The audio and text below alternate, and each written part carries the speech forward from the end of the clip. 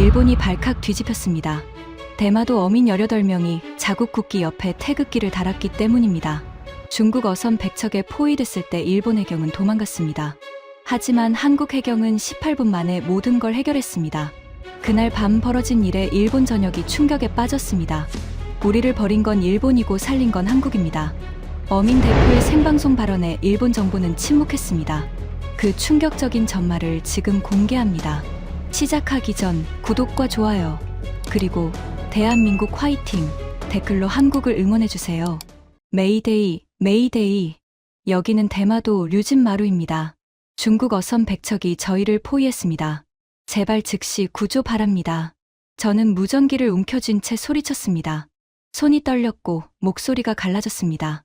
하지만 일본 해상보안청의 대답은 차가웠습니다. 현재 수적 열세입니다. 외교적 마찰이 우려됩니다. 어민 여러분께서는 일단 철수하십시오. 심장이 쿵하고 내려앉았습니다. 귀를 의심했습니다. 사실상 우리를 죽으라는 말이었습니다. 쾅! 굉음과 함께 조타실 유리창이 산산조각 났습니다. 중국 선원 3명이 쇠파이프를 들고 제 배로 뛰어올랐습니다. 저는 눈을 질끈 감았습니다. 그 순간이었습니다. 칠흑 같은 어둠을 가르는 강렬한 빛이 쏟아졌습니다. 수평선 너머에서 3,000톤급 거대한 함정이 파도를 가르며 돌진해 왔습니다. 뱃머리에는 태극기가 휘날리고 있었습니다. 확성기에서 낮고 단호한 목소리가 울려 퍼졌습니다. 여기는 대한민국 해양경찰청 5천이람입니다. 불법 조업 선박은 즉시 정선하십시오. 불응시 강제 진압하겠습니다. 일본이 35분간 도망친 그 바다를 한국은 단 18분 만에 접수했습니다. 그날 밤 대마도 어민들이 조국을 버리고 태극기를 선택한 충격적인 진실을 지금부터 말씀드리겠습니다.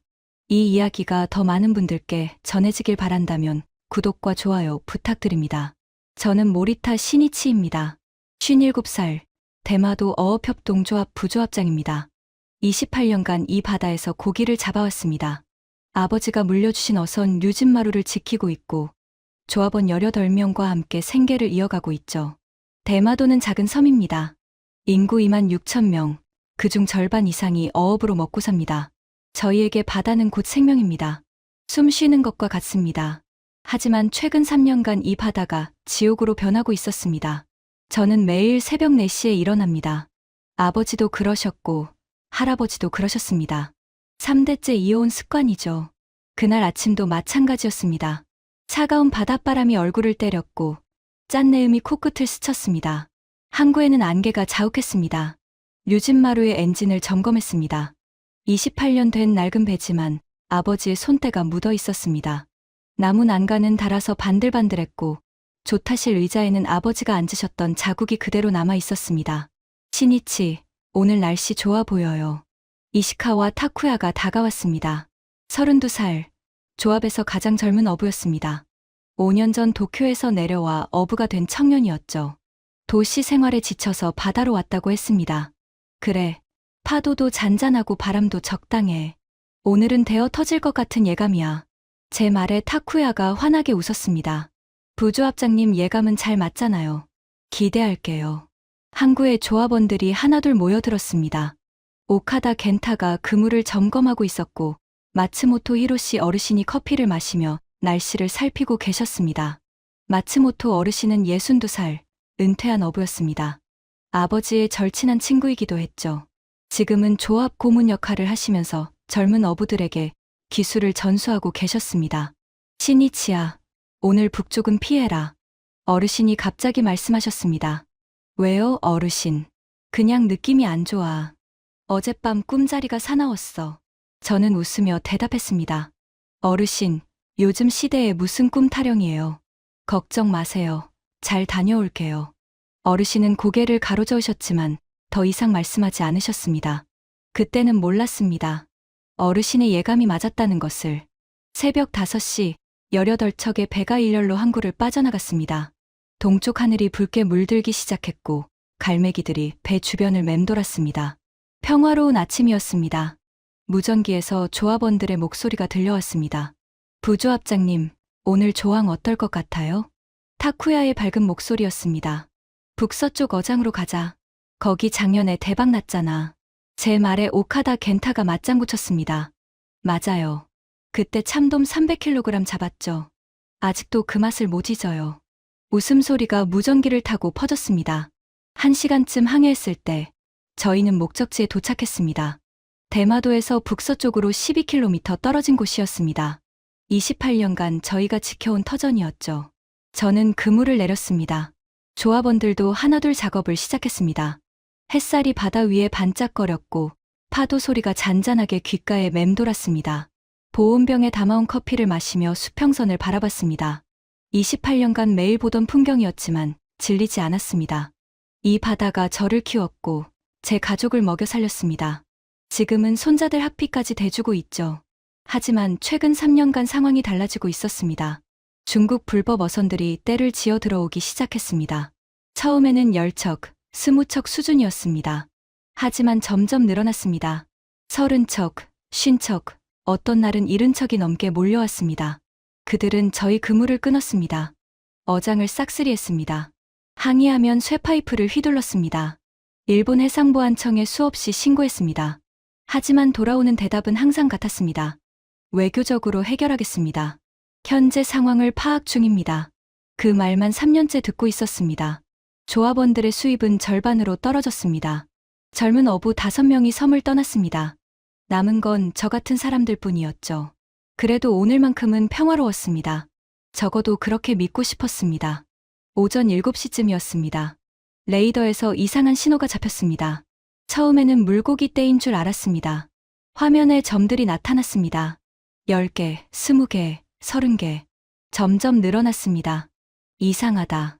저는 레이더 화면을 두드렸습니다. 고장인가 싶었습니다. 하지만 점들은 계속 늘어났습니다. 50개, 70개, 90개. 무전기를 잡았습니다. 여러분, 레이더 확인해 보세요. 뭔가 이상합니다. 타쿠야가 먼저 대답했습니다.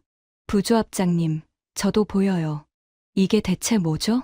겐타의 목소리가 떨렸습니다. 부조합장님, 수평선을 보세요. 저는 고개를 들었습니다. 그리고 숨이 멎었습니다. 수평선이 검게 변하고 있었습니다. 처음에는 먹구름인 줄 알았습니다. 하지만 아니었습니다. 배였습니다. 수십 척, 아니 100척이 넘는 배들이 수평선 전체를 뒤덮고 있었습니다. 쌍안경을 들었습니다. 손이 떨려서 초점을 맞추기 어려웠습니다. 중국 어선들이었습니다. 거대한 저인망 어선들이었습니다. 갑판마다 사람들이 가득했고 검은 연기가 하늘로 솟아올랐습니다. 쌍안경을 내렸습니다. 다리에 힘이 풀렸습니다. 28년 어부 생활에서 이런 광경은 처음이었습니다. 70척도 본 적 없는데 100척이라니. 게다가 모두 이쪽으로 오고 있었습니다. 무전기에서 비명이 터져 나왔습니다. 부조합장님, 저들이 그물 쪽으로 옵니다. 어떡해요? 도망쳐야 해요. 저는 무전기를 움켜쥐었습니다. 진정하세요. 일단 그물을 거두세요. 제 배 주변으로 모이세요. 하지만 이미 늦었습니다. 중국 어선들이 저희를 포위하기 시작했습니다. 동쪽에서 30척, 서쪽에서 30척, 남쪽에서 40척. 완벽한 포위망이었습니다. 거대한 저인망이 바다를 쓸었습니다. 저희 그물이 끊어지는 소리가 들렸습니다. 퍽, 퍽, 퍽. 하나씩 차례로 끊어졌습니다. 280만 엔짜리 그물이에요. 겐타가 울먹였습니다. 한 척이 제 배 옆으로 바짝 붙었습니다. 녹슨 선체에서 기름 냄새가 풍겼습니다. 갑판에 선원 12명이 서 있었습니다. 손에는 쇠파이프와 도끼가 들려 있었습니다. 그들이 중국어로 뭔가 소리쳤습니다. 알아들을 수 없었지만 위협인 건 분명했습니다. 저는 확성기를 들었습니다. 여기는 일본 영해입니다. 당장 물러나세요. 하지만 그들은 비웃었습니다. 한 명이 쇠파이프로 자기 배낭간을 쾅쾅 두드렸습니다. 위협이었습니다. 조합원들의 배가 하나둘 포위당했습니다. 부조합장님, 저희 배에 올라타려고 해요. 타쿠야의 비명이 무전기를 타고 들려왔습니다. 쾅! 둔탁한 충돌음이 울렸습니다. 타쿠야의 배가 들이받친 것이었습니다. 선체가 파손됐어요. 물이 새고 있어요. 저는 주먹을 쥐었습니다. 손톱이 손바닥에 박혔습니다. 저희는 18척, 저들은 100척이 넘었습니다. 싸움이 될 리 없었습니다. 위성 전화를 꺼냈습니다. 일본 해상보안청 긴급 번호를 눌렀습니다. 신호음이 울렸습니다. 한참을 기다렸습니다. 마침내 전화가 연결됐습니다. 네, 나가사키 해상보안부입니다. 젊은 남자 목소리였습니다. 저는 소리쳤습니다. 긴급 상황입니다. 대마도 북서쪽 어장에 중국 불법 어선 100척 이상 침입했습니다. 지금 저희를 포위하고 있습니다. 당장 순시선을 보내주세요. 당직자가 당황한 기색이 역력했습니다. 100척이요? 잠시만요. 상급자에게 보고하겠습니다. 10분이 지났습니다. 저는 전화기를 붙잡고 기다렸습니다. 중국 어선들은 계속 저희를 에워쌌습니다. 마침내 담당 관리관이 전화를 받았습니다. 모리타 부조합장님, 상황 파악했습니다. 지금 순시선을 출동시키겠습니다. 35분 내 도착할 겁니다. 저는 안도의 한숨을 내쉬었습니다. 고맙습니다. 빨리 와주세요. 전화를 끊었습니다. 조합원들에게 무전을 보냈습니다. 여러분, 해상보안청 순시선이 옵니다. 35분만 버팁시다. 저들과 충돌하지 마세요. 하지만 상황은 더 악화됐습니다. 중국 어선 한 척이 겐타의 배에 접근했습니다. 거리가 좁혀졌습니다. 10m, 5m, 3m. 쾅! 충돌음이 들렸습니다. 겐타가 비명을 질렀습니다. 배를 들이받았어요. 선체가 찌그러졌어요. 저는 눈앞이 캄캄했습니다. 35분이 지났습니다. 저는 쌍안경으로 수평선을 계속 확인했습니다. 손에 땀이 차서 쌍안경이 미끄러웠습니다. 그때 수평선에 하얀 점이 보였습니다. 왔다. 일본 순시선이었습니다. 저는 무전기를 들고 소리쳤습니다. 순시선이 옵니다. 조금만 더 버팁시다. 조합원들에게서 안도의 탄식이 들려왔습니다. 드디어 살았다. 순시선이 가까워졌습니다. 하지만 저는 곧 이상함을 느꼈습니다. 작았습니다. 저희 어선보다 조금 큰 정도였습니다. 100척이 넘는 중국 어선들 앞에서는 새 발이 피었습니다. 순시선이 저희 배 옆에 멈췄습니다. 갑판의 한 남자가 나타났습니다. 40 초반으로 보였고 깔끔한 제복을 입고 있었습니다. 저는 나가사키 해상보안부 타케다 마사이로 관리관입니다. 상황 파악 중이니 잠시 대기하세요. 저는 무전기를 잡았습니다. 관리관님, 빨리 조치해주세요. 저들이 그물을 다 끊었습니다. 타케다가 대답했습니다. 확인했습니다. 지금 본청에 보고하겠습니다. 그가 순시선 안으로 들어갔습니다. 저는 기다렸습니다. 5분, 10분, 15분.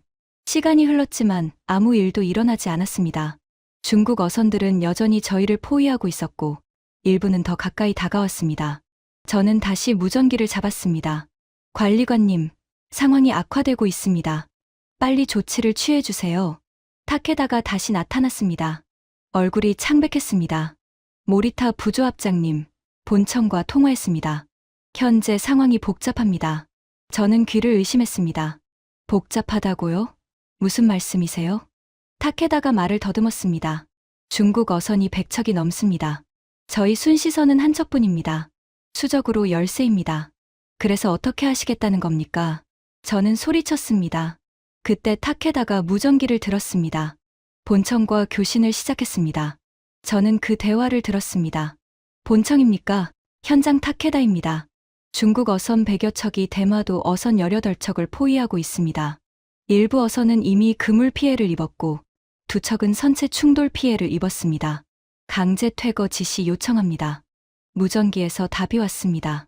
남자 목소리였고 차갑게 들렸습니다. 타케다 관리관, 외교부와 협의 중이다. 물리적 충돌은 절대 금지한다. 중국 측에 외교 경로로 항의하겠다. 어민들에게 일단 철수를 권고하라. 저는 귀를 의심했습니다. 철수요? 타케다가 무전기를 내려놓았습니다. 저를 똑바로 보지 못했습니다. 저는 무전기를 움켜쥐었습니다. 관리관님, 방금 들었습니다. 철수하라고요? 저희 보고 도망가라는 겁니까? 타케다가 고개를 돌렸습니다. 죄송합니다. 부조합장님. 본청 지시입니다. 외교적 마찰을 피해야 합니다. 저는 믿을 수 없었습니다. 이게 말이 됩니까? 저희가 철수하면 어장을 다 빼앗깁니다. 내일부터 저희는 어디서 고기를 잡습니까? 타케다가 대답했습니다. 이해합니다. 하지만 지금은 안전이 우선입니다. 일단 철수하세요. 외교적으로 해결하겠습니다. 저는 주먹을 쥐었습니다. 손톱이 손바닥 깊숙이 박혔습니다. 피가 났지만 아프지 않았습니다. 관리관님, 저희는 28년간 이 어장을 지켜왔습니다. 저희 생계입니다. 저희 목숨입니다. 당신들이 나라 지키는 사람 아닙니까?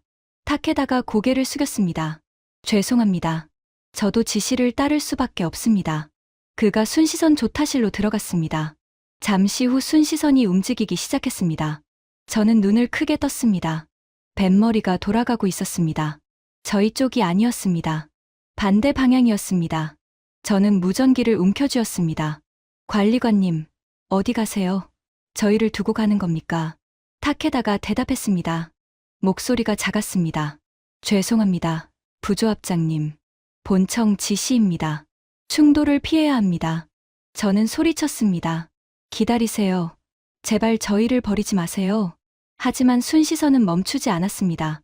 엔진 소리가 커졌고 속도를 올렸습니다. 하얀 항적만 남겼습니다.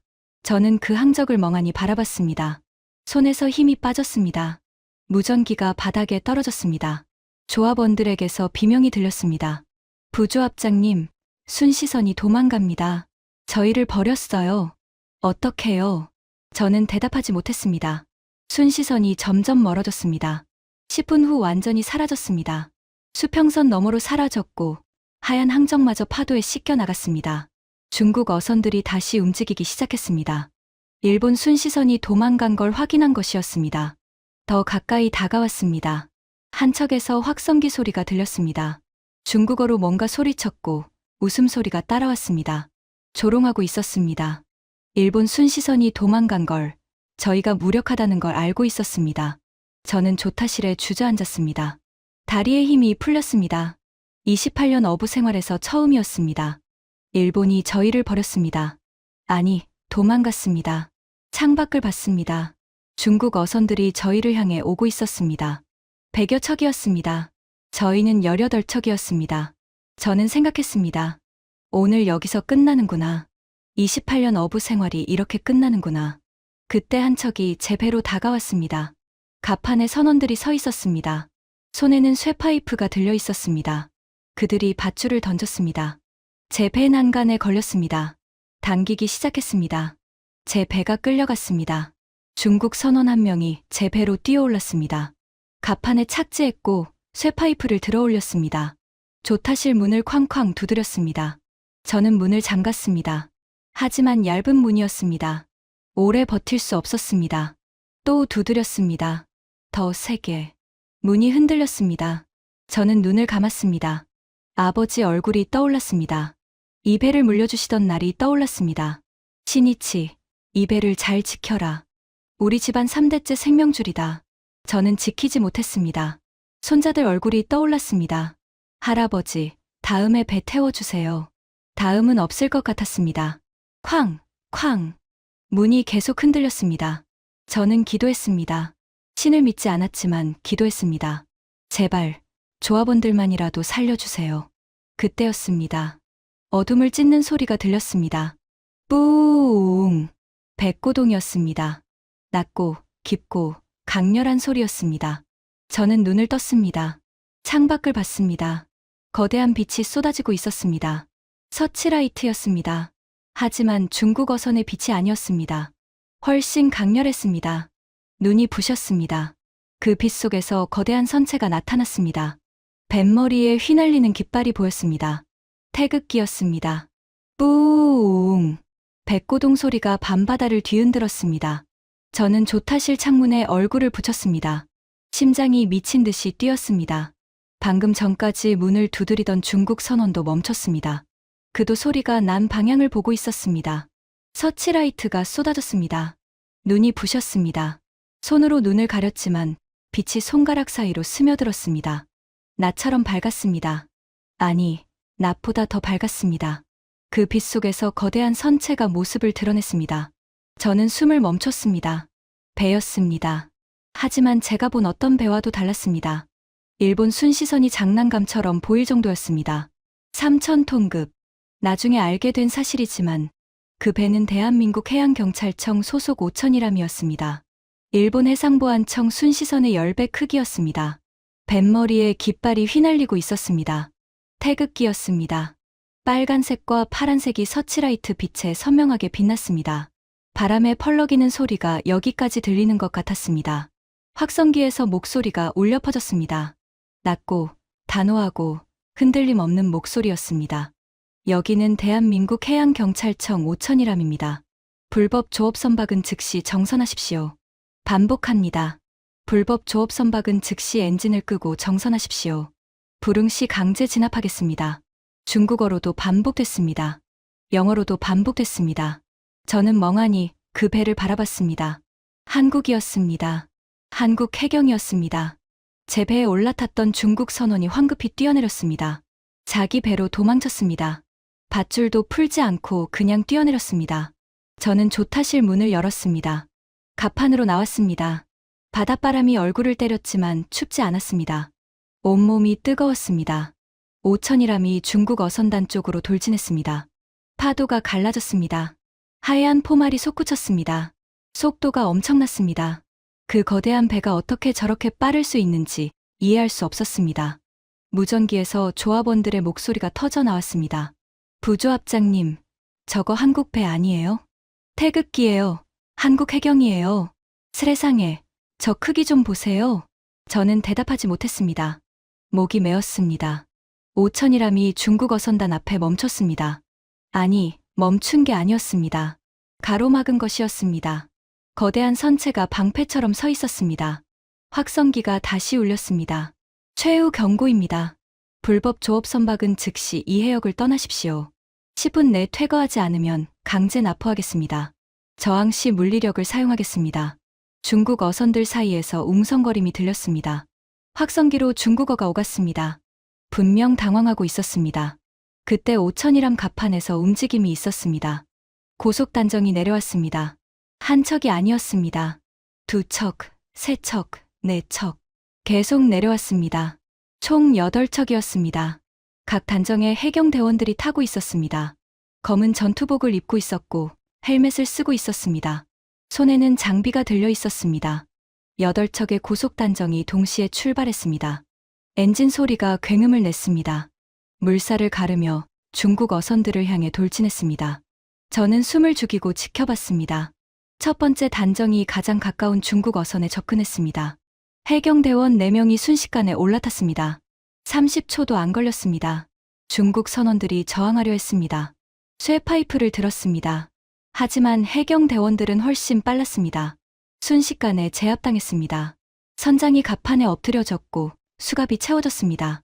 두 번째 어선도 마찬가지였습니다. 세 번째도, 네 번째도. 저는 시계를 봤습니다. 5분이 지났습니다. 이미 4척이 납포됐습니다. 나머지 중국 어선들이 도망치기 시작했습니다. 엔진을 걸고 방향을 돌렸습니다. 하지만 늦었습니다. 5천이람이 앞을 가로막았습니다. 도망치려는 어선들 앞에 거대한 선체가 나타났습니다. 갈 곳이 없었습니다. 고속단정들이 사방에서 몰려들었습니다. 포위망이 좁혀졌습니다. 저는 믿을 수 없었습니다. 100척이 넘는 중국 어선단이었습니다. 일본 해경은 도망갔습니다. 외교적 마찰을 피해야 한다고 했습니다. 하지만 한국 해경은 달랐습니다. 주저하지 않았습니다. 망설이지 않았습니다. 그냥 했습니다. 무전기에서 타쿠야의 목소리가 들렸습니다. 부조합장님, 저거 진짜예요? 꿈 아니에요? 저도 모르겠다, 타쿠야. 하지만 꿈이라면 깨고 싶지 않아. 10분이 지났습니다. 8척이 납포됐습니다. 나머지 중국 어선들이 완전히 패닉에 빠졌습니다. 서로 부딪히면서 도망치려 했습니다. 하지만 갈 곳이 없었습니다. 5천이람이 모든 퇴로를 막고 있었습니다. 확성기가 다시 울렸습니다. 도주 선박에 경고합니다. 즉시 정선하십시오. 도주 시 추적하여 납포하겠습니다. 중국어가 뒤따랐습니다. 이번에는 더 강경했습니다. 몇몇 어선이 멈췄습니다. 엔진을 끄고 항복했습니다. 손을 들고 갑판에 나왔습니다. 하지만 일부는 여전히 도망치려 했습니다. 그때 5천이람에서 뭔가가 발사됐습니다. 펑! 하늘에서 밝은 빛이 터졌습니다. 조명탄이었습니다. 밤바다가 대낮처럼 밝아졌습니다. 도망치는 어선들의 위치가 완전히 노출됐습니다. 고속단정들이 추격했습니다. 믿을 수 없는 속도였습니다. 중국 어선보다 2배는 빨랐습니다.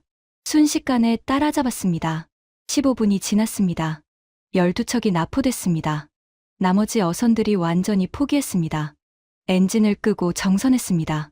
더 이상 저항하는 배는 없었습니다. 18분. 저는 시계를 다시 확인했습니다. 정확히 18분이었습니다. 100척이 넘는 중국 어선단이 완전히 제압당했습니다. 15척이 납포됐고 나머지는 도주하거나 항복했습니다. 일본 해경은 35분간 도망갔습니다. 한국 해경은 18분 만에 해결했습니다. 저는 갑판에 주저앉았습니다. 다리에 힘이 풀렸습니다. 하지만 이번에는 절망이 아니었습니다. 안도였습니다. 눈물이 났습니다. 57회 인생에서 이렇게 운 적이 없었습니다. 하지만 멈출 수 없었습니다. 살았습니다. 저희가 살았습니다. 오천이람에서 보트가 내려왔습니다. 제 배 쪽으로 다가왔습니다. 해경대원 2명이 타고 있었습니다. 보트가 제 배 옆에 멈췄습니다. 대원 1명이 올라왔습니다. 괜찮으십니까? 한국어였습니다.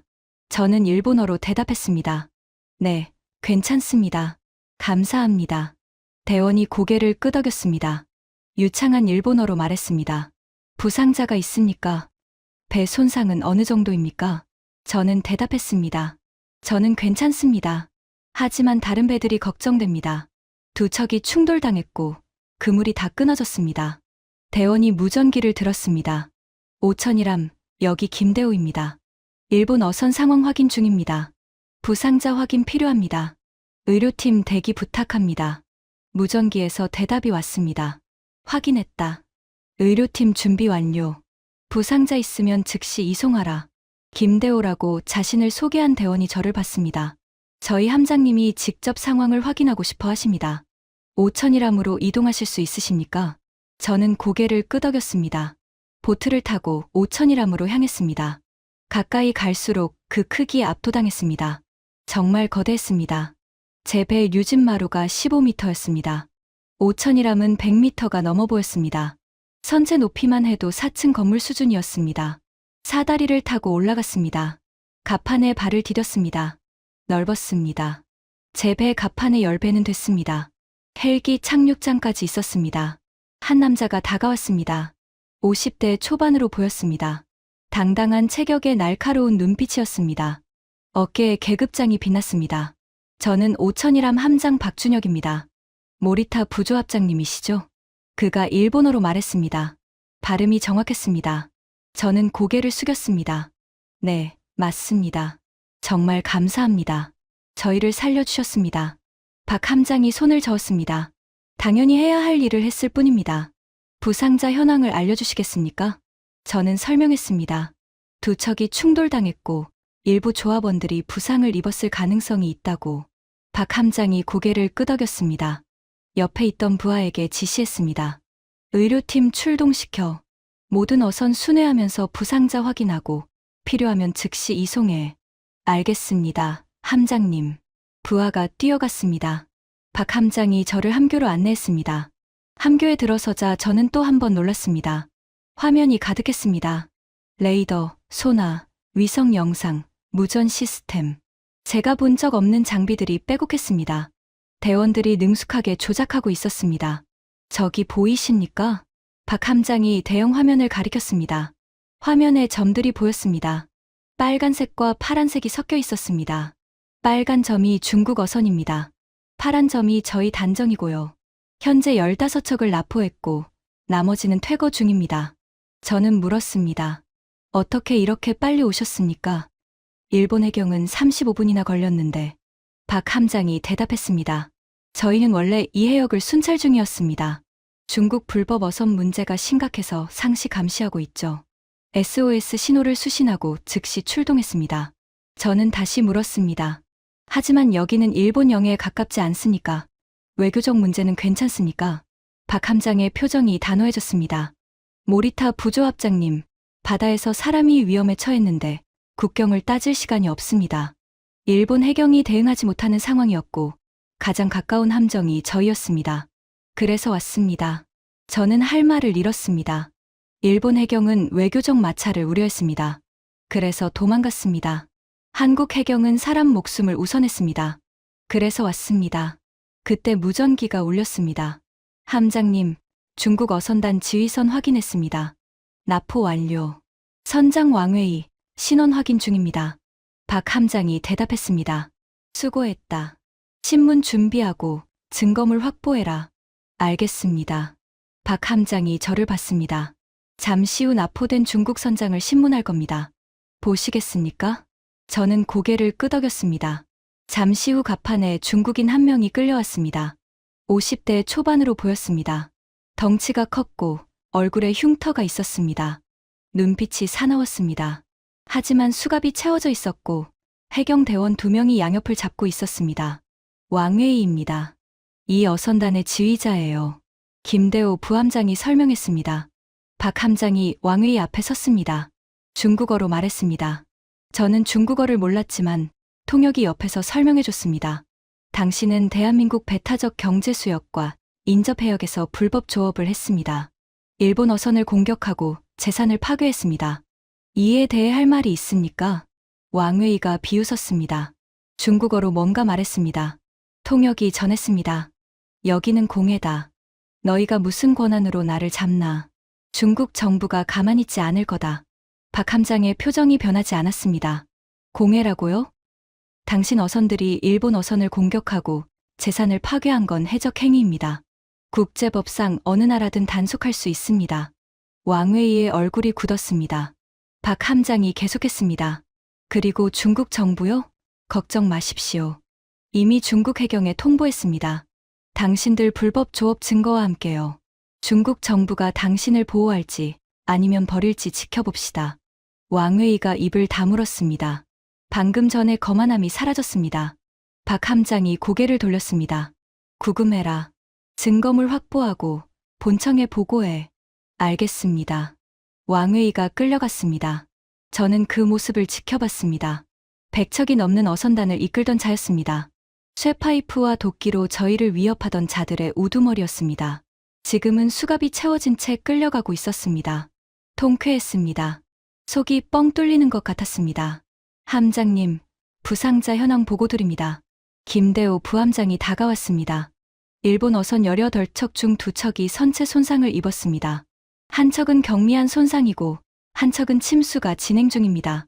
부상자는 총 5명, 경상 3명, 중상 2명입니다. 저는 심장이 덜컥 내려앉았습니다. 누가 다쳤습니까? 김대호가 대답했습니다. 이시카와 타쿠야 씨와 오카다 겐타 씨입니다. 이시카와 씨는 배가 충돌할 때 넘어져서 팔이 부러졌고 오카다 씨는 머리를 부딪혀서 출혈이 있습니다. 저는 눈앞이 캄캄했습니다. 타쿠야, 겐타, 둘 다 제가 아끼는 후배들이었습니다. 박 함장이 지시했습니다. 즉시 의료팀 보내라. 중상자는 5,000이람으로 이송하고 필요하면 헬기로 육지병원에 후송해라. 알겠습니다.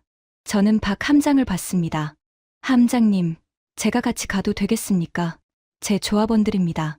박 함장이 고개를 끄덕였습니다. 물론입니다. 같이 가시죠. 고속단정을 타고 타쿠야의 배로 향했습니다. 가까이 가니 상태가 심각했습니다.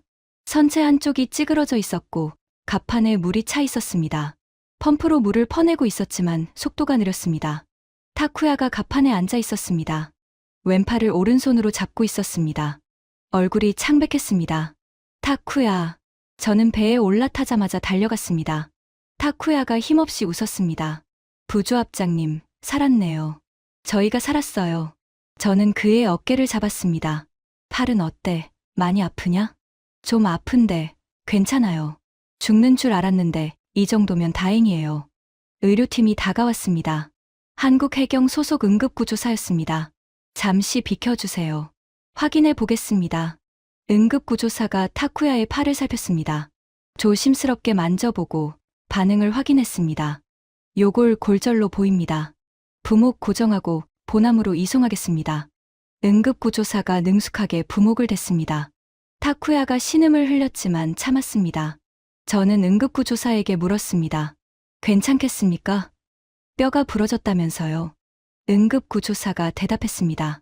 깔끔하게 부러져서 수술 없이 치료 가능할 겁니다. 6주 정도 깁스하면 완치됩니다. 걱정 마세요. 저는 안도의 한숨을 쉬었습니다. 타쿠야가 들것에 실려 고속단정으로 옮겨졌습니다. 저도 함께 탔습니다. 다음은 겐타의 배였습니다. 겐타는 더 심각했습니다. 갑판에 누워 있었습니다. 머리에 붕대가 감겨 있었고 붕대에 피가 배어 있었습니다. 의식은 있었지만 눈을 제대로 뜨지 못했습니다. 겐타. 저는 그의 옆에 무릎을 꿇었습니다. 부조합장님. 겐타가 힘없이 말했습니다. 죄송해요. 제가 좀 더 조심했어야 하는데. 무슨 소리야. 네, 잘못이 아니야. 의료팀장이 겐타를 살폈습니다. 두피 열상입니다. 출혈이 많지만 생명에는 지장 없습니다. 봉합이 필요하니 보남에서 처치하겠습니다. 겐타도 들것에 실렸습니다. 5,000이람 의무실로 이송됐습니다. 의무실은 작은 병원 수준이었습니다. 침대가 4개 있었고 의료 장비가 가득했습니다. 군의관 1명과 간호사 2명이 대기하고 있었습니다. 타쿠야는 팔에 깁스를 했습니다. 겐타는 머리를 봉합했습니다. 두 사람 다 진통제를 맞고 안정을 취했습니다. 저는 의무실 한쪽에 앉아 그 모습을 지켜봤습니다. 군의관이 다가왔습니다. 두 분 다 괜찮을 겁니다. 이시카와 씨는 6주, 오카다 씨는 2주면 회복합니다. 저는 고개를 숙였습니다. 감사합니다. 정말 감사합니다. 군의관이 미소 지었습니다. 당연히 해야 할 일입니다. 저는 물었습니다. 마음속에 품고 있던 질문이었습니다. 저희는 일본 사람입니다. 왜 이렇게까지 해주시는 겁니까? 군의관이 잠시 멈췄습니다. 그리고 대답했습니다. 바다에서 다친 사람한테 국적이 무슨 상관입니까? 사람이 다쳤으면 치료하는 거죠. 저는 할 말을 잃었습니다. 일본 해경은 저희를 버리고 도망갔습니다. 국적이 같은 사람들이었습니다. 한국 해경은 저희를 구하고 치료했습니다. 국적이 다른 사람들이었습니다. 국적이 뭘까? 나라가 뭘까? 저는 그 질문을 곱씹었습니다. 타쿠야가 침대에서 저를 불렀습니다. 부조합장님. 왜? 타쿠야가 천장을 보며 말했습니다. 저 도쿄에서 내려올 때 한국 싫어했어요. 뉴스에서 맨날 반일이라고 하잖아요. 한국인들은 일본 싫어한다고. 저는 아무 말 없이 들었습니다. 근데 이상하네요. 저를 버린 건 일본이고 저를 살린 건 한국이에요. 뉴스가 거짓말을 한 건지 제가 뭘 잘못 알고 있던 건지 모르겠어요. 저도 모르겠다. 저는 솔직하게 대답했습니다. 하지만 한 가지는 확실해. 오늘 밤 여기서 일어난 일은 진짜야. 한국 해경이 우리를 살린 건 진짜야. 타쿠야가 고개를 끄덕였습니다. 네, 그건 진짜네요. 새벽 3시였습니다. 사건이 시작된 지 8시간이 지났습니다. 박 함장이 저를 찾았습니다. 모리타 부조합장님, 상황이 정리됐습니다. 이제 귀향하셔도 됩니다. 저는 고개를 끄덕였습니다. 감사합니다, 함장님. 정말 뭐라고 감사를 드려야 할지 모르겠습니다. 박 함장이 손을 저었습니다. 감사는 됐고 안전하게 귀향하시는 게 중요합니다. 저희가 호위하겠습니다. 저는 귀를 의심했습니다. 호위요? 네. 대마도 항구까지 저희가 모셔다 드리겠습니다. 저는 말문이 막혔습니다. 그건 너무 큰 패입니다. 이미 충분히 도움받았습니다. 박 함장이 단호하게 말했습니다. 부조합장님, 중국 어선들이 완전히 물러간 건 아닙니다. 혹시 모를 상황에 대비해야 합니다. 그리고 두 척은 선체 손상이 있어서 항해 중 문제가 생길 수 있습니다. 안전을 위해 호위하겠습니다. 저는 더 이상 사양하지 않았습니다. 알겠습니다. 신세 지겠습니다. 조합원들이 각자 배로 돌아갔습니다. 타쿠야와 겐타는 5,000이람에 남아 치료를 계속받기로 했습니다. 나중에 대마도 병원으로 이송하기로 했습니다. 저는 유진마루로 돌아왔습니다. 배가 망가지지 않은 게 기적이었습니다. 그물은 다 끊어졌지만 배는 멀쩡했습니다. 아버지가 물려주신 배, 3대째 생명줄, 살아남았습니다. 새벽 4시 귀향을 시작했습니다. 5,000이람이 선두에 섰습니다. 그 뒤로 고속단정 2척이 양옆을 지켰습니다. 저희 18척은 그 호위 속에서 안전하게 항해했습니다. 마치 호위함대 같았습니다. 아니, 그냥 호위함대였습니다. 무전기에서 조합원들의 목소리가 들렸습니다. 부조합장님, 저 배 크기 좀 보세요. 항공모함 같아요. 저게 한국 해경이라고요? 군함 아니에요? 우리 일본 순시선하고 비교가 안 되네요. 저도 5,000이람을 바라봤습니다. 어둠 속에서 그 거대한 선체가 묵직하게 물을 가르고 있었습니다. 뱃머리에 태극기는 여전히 휘날리고 있었습니다. 1시간 반쯤 항해했을 때 대마도가 보이기 시작했습니다. 익숙한 실루엣이었습니다. 28년간 매일 보던 풍경이었습니다. 하지만 오늘 밤은 달랐습니다. 살아서 돌아왔다는 것이 믿기지 않았습니다. 새벽 5시 반, 대마도 항구에 도착했습니다. 항구에 사람들이 나와 있었습니다. 가족들이었습니다. 연락을 받고 나온 것이었습니다. 제 아내가 부두에 서 있었습니다. 아들도 있었고 손자 둘도 있었습니다. 배가 접안하자 아내가 달려왔습니다. 당신, 아내가 저를 꽉 안았습니다. 떨고 있었습니다. 걱정했어. 정말 걱정했어. 저도 아내를 안았습니다. 미안해. 늦어서 미안해. 손자들이 달려와 제 다리를 붙잡았습니다. 할아버지, 할아버지 무서웠어? 응, 좀 무서웠어. 하지만 이제 괜찮아. 저는 손자들을 안아 올렸습니다. 그때 항구에 있던 사람들이 술렁거렸습니다. 오천이람이 항구 입구에 멈춰 있었습니다. 거대한 선체가 동이 트는 하늘을 배경으로 서 있었습니다. 태극기가 아침 바람에 펄럭였습니다. 서치라이트가 꺼지고 햇살이 그 배를 비추기 시작했습니다. 사람들이 웅성거렸습니다. 저게 뭐야? 한국 배야? 저 크기 좀 봐. 마츠모토 어르신이 다가왔습니다. 신이치, 저게 너희를 살린 배냐? 저는 고개를 끄덕였습니다. 네, 어르신. 한국 해경입니다. 어르신이 오천이람을 한참 바라봤습니다. 그리고 말씀하셨습니다. 내 평생 저렇게 큰 해경배는 처음 본다. 무전기가 울렸습니다. 박 함장의 목소리였습니다. 모리타 부조합장님, 안전하게 도착하셨군요. 저희는 이만 복귀하겠습니다. 부상자 2분은 오전 중으로 대마도 병원에 이송하겠습니다. 저는 무전기를 들었습니다. 목소리가 떨렸습니다. 함장님, 정말 감사합니다.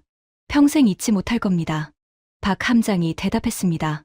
별 말씀을요. 바다에서는 서로 돕는 겁니다. 앞으로도 안전한 조업하시길 바랍니다. 감사합니다. 정말 감사합니다. 오천이람이 천천히 방향을 돌렸습니다. 항구에 있던 사람들이 그 모습을 지켜봤습니다. 아무도 말하지 않았습니다. 거대한 선체가 점점 멀어졌습니다. 태극기가 아침 햇살에 빛났습니다. 마지막으로 백고동이 한번 울렸습니다. 뿌웅! 작별 인사 같았습니다. 저는 손을 들었습니다. 흔들었습니다. 조합원들도 하나둘 손을 들었습니다. 가족들도, 항구에 있던 모든 사람들이, 오천이람이 수평선 너머로 사라질 때까지 저희는 손을 흔들었습니다. 오천이람이 사라진 지 30분쯤 지났을 때였습니다. 항구에 또 다른 배가 나타났습니다. 저는 눈을 가늘게 떴습니다. 익숙한 선체였습니다. 일본 해상보안청 순시선이었습니다. 밤에 도망갔던 바로 그 배였습니다. 항구에 있던 사람들이 웅성거렸습니다. 저건 뭐야? 해상보안청 아냐? 이제 와서 뭐하러 온 거야? 순시선이 항구에 접안했습니다. 타케다 관리관이 내렸습니다. 그의 얼굴은 창백했습니다. 고개를 들지 못하고 걸어왔습니다. 저는 그를 똑바로 쳐다봤습니다. 모리타 부조합장님. 타케다가 말했습니다. 목소리가 작았습니다. 상황이 종료됐다고 들었습니다. 다행입니다. 저는 대답하지 않았습니다. 타케다가 계속했습니다. 본청에서 지시가 있었습니다. 피해 현황을 조사하고 보상 절차를 안내하라고. 저는 여전히 대답하지 않았습니다. 어르신 마츠모토가 앞으로 나섰습니다. 지금 무슨 소리를 하는 거야? 어르신의 목소리가 차가웠습니다. 너희가 도망갔을 때 우리가 어떻게 됐는지 알아? 중국 놈들이 배에 올라탔어. 우리를 죽일 기세였다고. 그때 너희는 어디 있었어? 타케다가 입술을 깨물었습니다. 죄송합니다. 본청 지시였습니다. 외교적, 외교적, 외교적이라고? 어르신이 소리쳤습니다. 우리 목숨이 외교보다 못하다는 거야? 28년간 세금 내고 이 바다 지켜왔는데 정작 우리가 위험할 때 나라가 도망갔어. 타케다가 고개를 숙였습니다. 다른 조합원들이 하나둘 모여들었습니다. 타케다 씨, 순시선 크기가 얼마나 됩니까? 한 조합원이 물었습니다. 타케다가 대답했습니다. 350톤입니다. 한국 해경은 3000톤이던데요. 거의 10배네요. 왜 일본 해경은 그런 배가 없는 겁니까? 타케다가 대답하지 못했습니다. 또 다른 조합원이 말했습니다. 일본 순시선은 35분 걸렸는데 한국 해경은 20분도 안 걸렸어요. 더 먼 데서 출발했는데 왜 그런 거예요? 타케다가 여전히 대답하지 못했습니다.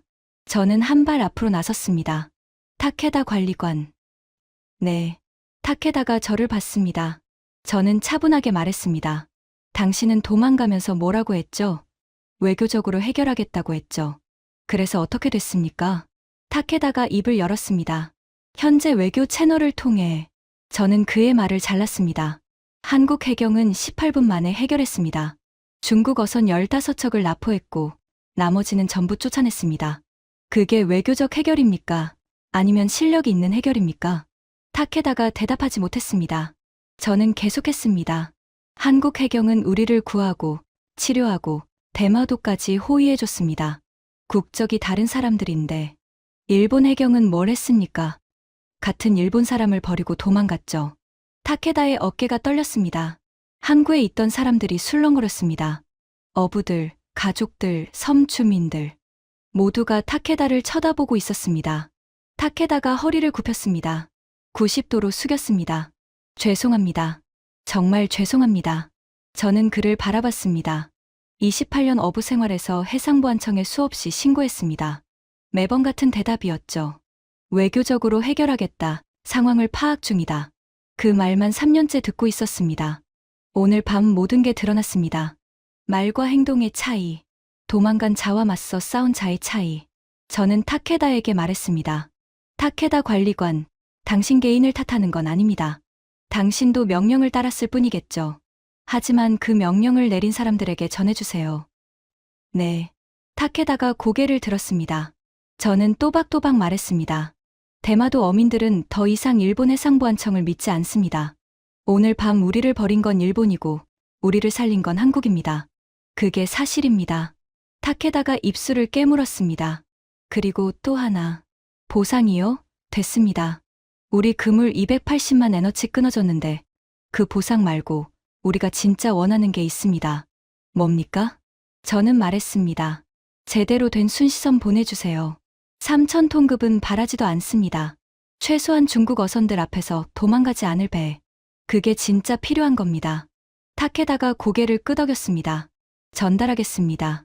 그가 돌아섰습니다. 순시선으로 걸어갔습니다. 발걸음이 무거워 보였습니다. 순시선이 항구를 떠났습니다. 저는 그 배를 바라봤습니다. 350톤짜리 작은 배. 30분 전에 떠난 3,000톤급 5,000이람과 비교됐습니다. 마츠모토 어르신이 제 옆에 섰습니다. 시리니치야. 네, 어르신. 어르신이 수평선을 바라보며 말씀하셨습니다. 오늘 밤 많은 걸 배웠다. 나라가 뭔지, 국민을 지킨다는 게 뭔지. 저도 수평선을 바라봤습니다. 한국 해경이 사라진 방향이었습니다. 태극기가 떠올랐습니다. 어둠 속에서 휘날리던 태극기. 그 깃발이 나타났을 때 느꼈던 안도감. 저는 평생 그 순간을 잊지 못할 겁니다. 어르신이 말씀하셨습니다. 시니치야, 내일 조합회의 소집해라. 네, 할 얘기가 있어. 어르신의 눈빛이 진지했습니다. 알겠습니다, 어르신. 저는 고개를 끄덕였습니다. 그때는 몰랐습니다. 그 회의에서 무슨 일이 벌어질지, 대마도 어민들이 어떤 결정을 내릴지, 그 결정이 일본 전역을 뒤흔들게 될지. 아침 해가 완전히 떠올랐습니다. 긴 밤이 끝났습니다. 하지만 진짜 이야기는 이제부터 시작이었습니다. 다음 날 오전 10시, 대마도 어업협동조합 회의실에 조합원들이 모였습니다. 18명 전원이 참석했습니다. 부상당한 타쿠야와 겐타도 왔습니다. 타쿠야는 팔에 깁스를 한 채였고 겐타는 머리에 붕대를 감고 있었습니다. 회의실은 좁았습니다. 낡은 테이블 하나와 파이프 의자 20개가 전부였습니다. 벽에는 발행 달력과 안전 수칙 포스터가 붙어 있었습니다. 하지만 분위기는 달랐습니다. 평소와 완전히 달랐습니다. 아무도 웃지 않았습니다. 아무도 잡담하지 않았습니다. 모두 진지한 얼굴로 앉아 있었습니다. 저는 회의를 시작했습니다. 다들 알다시피 어젯밤 큰일을 겪었습니다. 오늘 이 자리는 마츠모토 어르신께서 제안하셨습니다. 어르신, 말씀해 주시죠. 마츠모토 어르신이 천천히 일어나셨습니다. 62살의 어르신, 아버지의 절친한 친구, 40년 넘게 이 바다에서 고기를 잡으신 분. 어르신이 조합원들을 둘러보셨습니다. 자네들, 어젯밤 무슨 일이 있었는지 다 알지? 조합원들이 고개를 끄덕였습니다. 일본 해경이 도망갔어. 우리를 버리고 갔어. 35분이나 기다렸는데 와서는 철수하라고 했어. 그리고 도망갔어. 어르신의 목소리가 떨렸습니다. 근데 한국 해경은 달랐어. 18분 만에 왔어. 100척이 넘는 중국 어선을 제압했어. 우리를 치료해줬어. 대마도까지 호위해줬어. 조합원들이 고개를 끄덕였습니다. 몇몇은 눈시울이 붉어졌습니다. 어르신이 계속하셨습니다. 나는 62년을 살았어. 그중 40년을 이 바다에서 보냈어. 평생 일본 사람으로 살았고 일본을 믿었어. 하지만 어젯밤 그 믿음이 무너졌어. 회의실이 조용했습니다. 어르신이 말씀하셨습니다. 나라가 뭘까? 나는 어젯밤 그걸 생각했어. 나라는 땅이 아니야. 깃발도 아니야. 나라는 국민을 지키는 거야. 위험할 때 도망가지 않는 거야. 저는 숨을 죽이고 들었습니다. 어르신이 저를 보셨습니다.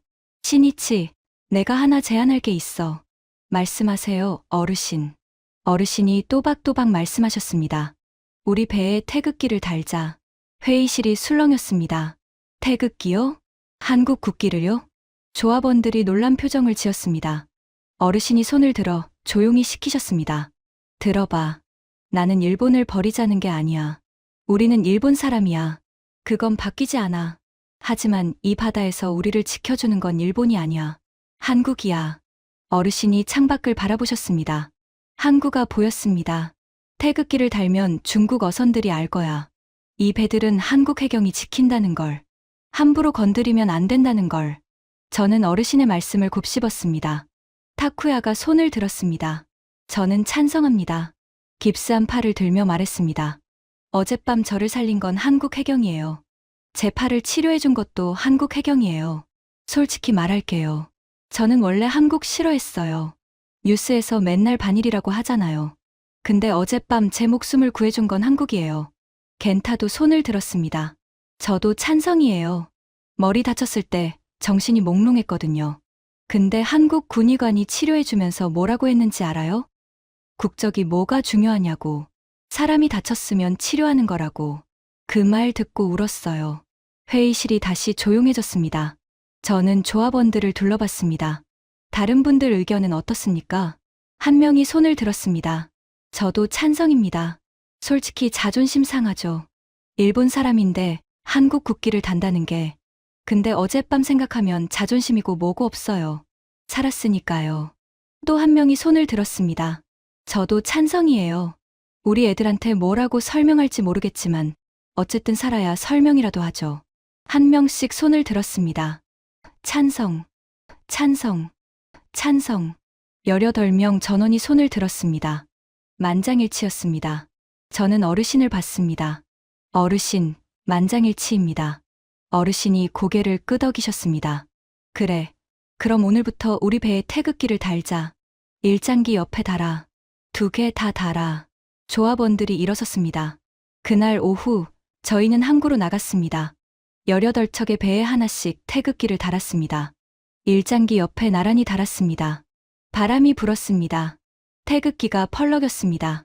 빨간색과 파란색이 햇살에 빛났습니다. 저는 그 깃발을 바라봤습니다. 어젯밤 어둠 속에서 처음 봤던 그 깃발. 희망이었습니다. 구원이었습니다. 이제 제 배에도 그 깃발이 달렸습니다. 류진마루의 뱃머리에서 태극기가 펄럭였습니다. 아버지가 물려주신 배. 3대째 생명줄. 이제 그 배에 새로운 깃발이 달렸습니다. 저는 손을 들어 태극기를 만졌습니다. 천이 손끝에 스쳤습니다. 감사합니다. 저는 혼잣말로 중얼거렸습니다. 정말 감사합니다. 6개월이 지났습니다. 저희 배에 태극기를 단 소식은 일본 전역에 퍼졌습니다.